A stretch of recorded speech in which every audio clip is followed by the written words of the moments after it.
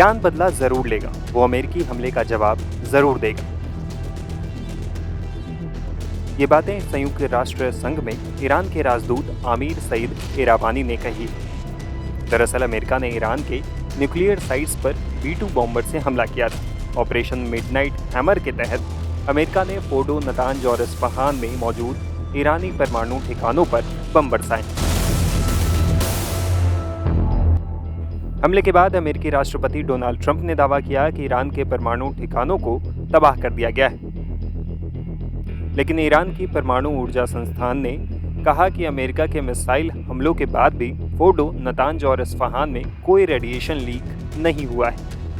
ऐसे में इस हमले के बाद हुए नुकसान को लेकर कोई सटीक जानकारी अभी तक सामने नहीं आई है। दूसरी तरफ इजराइल ईरान युद्ध के बीच अमेरिकी हमले के बाद मिडिल ईस्ट में तनाव चरम पर पहुंच गया है। ऐसे में अमेरिकी हमलों को लेकर संयुक्त राष्ट्र सुरक्षा परिषद में एक बैठक बुलाई गई। इसमें ईरान के राजदूत इरावानी ने कहा कि अमेरिका पर पलटवार जरूर होगा, हमारे पास इसके वैध कारण हैं। मेहर न्यूज के मुताबिक इरावानी ने अमेरिका पर अटैक करने के 5 बड़े कारण भी गिनाए हैं। उन्होंने कहा, अमेरिका ने एक शांत प्राय देश के संप्रभुता पर हमला किया है।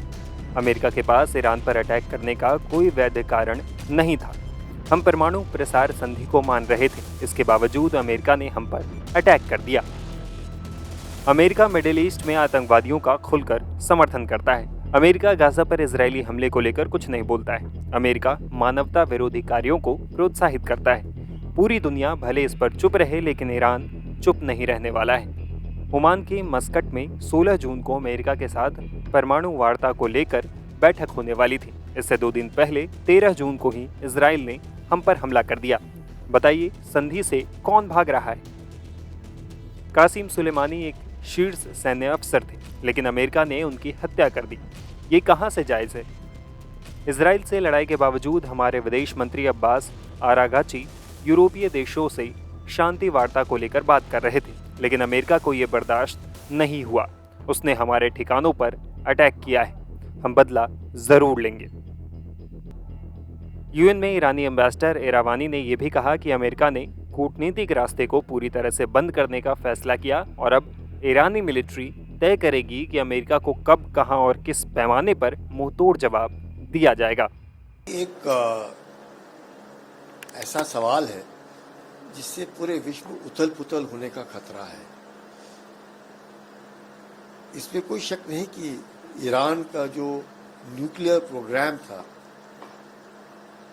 चाहे ईरान कितना भी कहे कि पीसफुल था, क्योंकि फारदो में जिस गहराई में उन्होंने बनाया है वो जरूर शक के दायरे में डालता है कि ईरान का न्यूक्लियर प्रोग्राम पीसफुल नहीं था।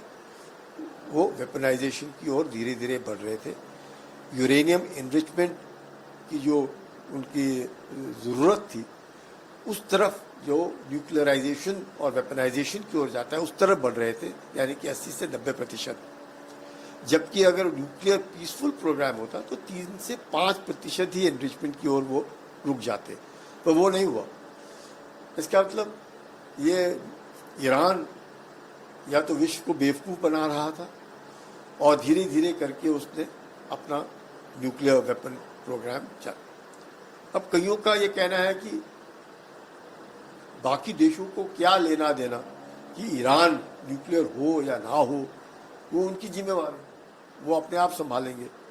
लेकिन कहीं ना कहीं, क्योंकि जिस तरीके से हम देख रहे हैं मिडिल ईस्ट के अंदर और विश्व में, तो शायद कहीं ना कहीं लग रहा है कि अगर ये जो न्यूक्लियर वेपनाइजेशन है ये कहीं गलत हाथ में ना पड़ जाए। जैसे हम लोगों को लगता है कि पाकिस्तान बार बार डर यही रहता है कि कहीं आतंकियों के हाथ में ना ये पड़ जाए, तो उस मद्देनज़र ज़रूर मुझे लगता है कि कहीं ना कहीं उसके ऊपर रोक चाहिए थी, और रोक हो गई क्योंकि यूएसए ने डिस्ट्रॉय कर दिया।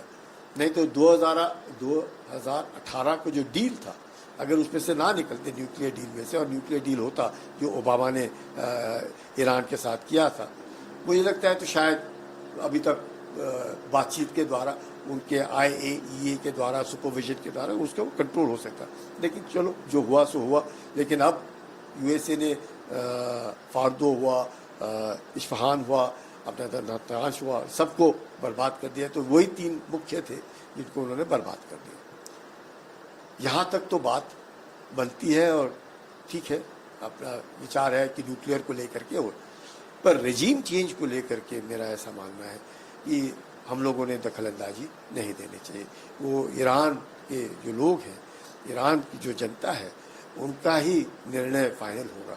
किसी को भी ये नहीं पसंद आएगा कि कोई बाहर से आए और हमारे ऊपर राज करे या हमारे ऊपर वो राज करे जो हमें पसंद ना हो। तो एक इंसानियत के तौर पर, एक जमहूरियत के तौर पर, एक विश्व में शांति के तौर पर बहुत ज़रूरी है कि ईरान के लोगों ने ही, ईरान को कौन राज करेगा वो ईरान के लोगों की जिम्मेवारी है। और आज की तारीख में हम चाहे कितना भी कहें, मुझे लगता है आयतुल्लाह खामेनी जो है, कम से कम उन्होंने ईरान को इकट्ठा रखा हुआ है। नहीं तो इतना होने के बाद कोई भी देश टूट सकता था और टूटा नहीं है। इसका मतलब आयतुल्लाह खामेनी और उनकी जो टीम है उन्होंने देश को इकट्ठा रखा है। और अगर ऐसी बात है, चाहे मे बी एडवर्सिटी के कारण इकट्ठे हैं, जैसे भी है, तो ईरान के लोगों ने ही सोचना चाहिए, उनको ही वो क्या जिम्मेवारी है, उन्हीं की जिम्मेवारी है कि राज उनको कौन करेगा। बाहर से कोई दखलंदाजी नहीं देनी चाहिए।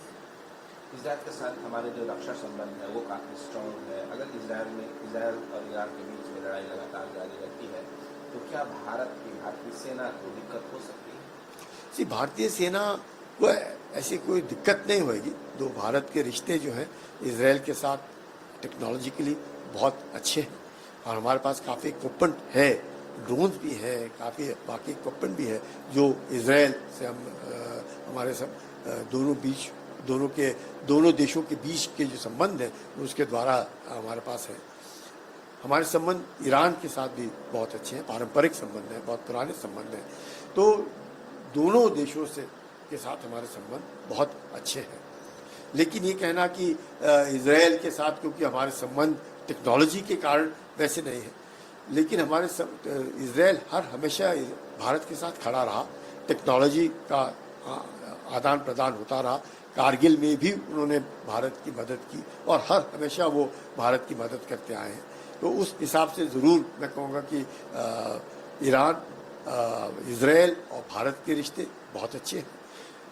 भारत और ईरान के रिश्ते भी बहुत अच्छे हैं। जो अभी हमने देखा कि इतना सब कुछ होते हुए भी हमारे बच्चे जो ईरान में फंसे हैं, उनको जिस प्रकार से उन्होंने आने का जो पूरा पैसेज दिया है, वो दर्शाता है कि ईरान इस बात को समझता है। प्लस शाहबार फोर्ट को लेकर के भी आप पोर्ट को लेकर के देख सकते हैं कि किस प्रकार से ईरान और भारत के संबंध हैं।